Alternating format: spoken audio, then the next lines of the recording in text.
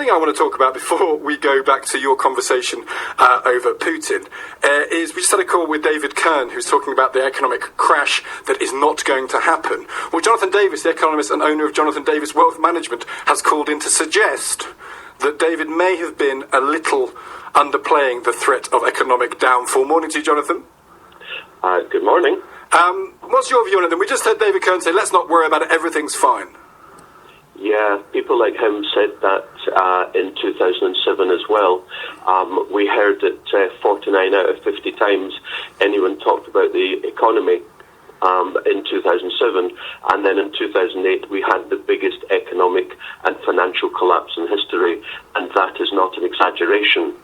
And here we are 6 or 7 years later, beyond the peak in the economic cycle, which took from 2009 to last year.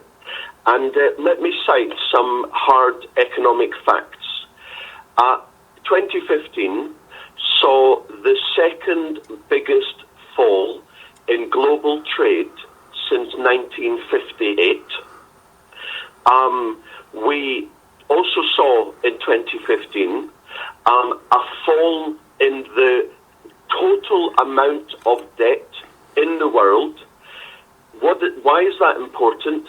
The last time we saw a fall in debt was 2008, and the time before that we saw a fall in global debt was 2001. 2008 and 2001 were both big recessions. So in your view, Jonathan, we're being too sanguine, are we? Of course. These are economic facts. There's no debate about these.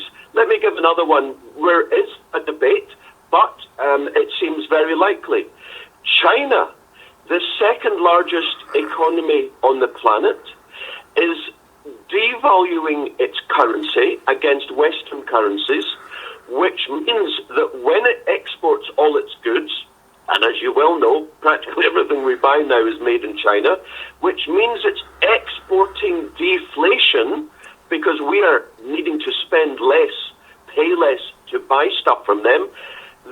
The Western economy, based on debt, hates deflation. And then there's I'm going to have to leave it there, Jonathan. There's a very interesting point. Look, China is currently still just about growing, but there's a legitimate question. What happens if China starts to shrink? That's Jonathan Davis, economist and owner of Jonathan Davis Wealth Management.